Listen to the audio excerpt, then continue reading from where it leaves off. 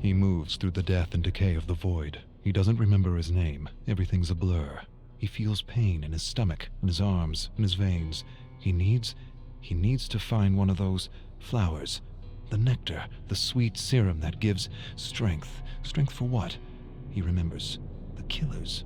Experimenting on them. Why? Why was he experimenting on them? He doesn't remember. He caused a lot of suffering, but he doesn't feel remorse. He doesn't even know if he should feel remorse. He doesn't feel anything but an ache in the pit of his stomach for power. He has flashes of the doctor, his screams, his agony, turning the tables on him, experimenting on him like he had done with so many others. Where? Not here. Somewhere else. Another world. All of these survivors, marooned from other worlds. How does he know this? He doesn't remember. He remembers the experiments. What was he trying to understand? The nectar? The serum? The right dose? The right dose. To use without hurting himself. Too late.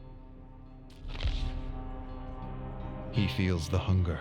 Not for food or drink, not for talk or fun. For a flower, a single flower, for serum. He knows the entity is watching him. He knows it, feels it inside his bones. He doesn't want to be snatched for another trial, to suffer or cause suffering. And to what end? The great horrible mystery of it all. He wants to understand this place. He does. But he senses that to know, to really know, would drive him mad.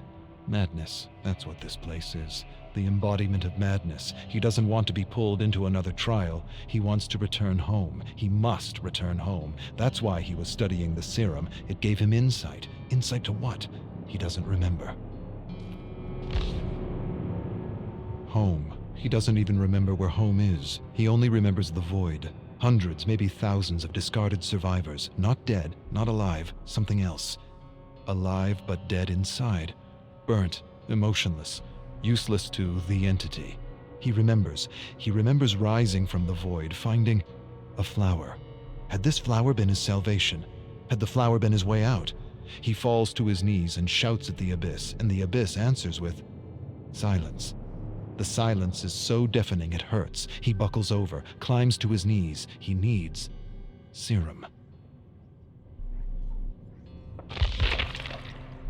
He's lost. He doesn't know where he is. He sees things like tentacles reaching out for him from the fog, and he knows they're not real. None of it is. He's losing his mind if he hasn't lost it already. His eyes play tricks on him. He sees giant, nameless creatures looming over him. Doesn't matter. They're not real. None of it is. His hunger confuses him, oppresses him. He'd do anything for that feeling again. Anything. Even return to the trials. He would. He'd rip survivors and killers apart, limb from limb, for that feeling again. He begins to mumble words, a promise. One flower, and I will do anything.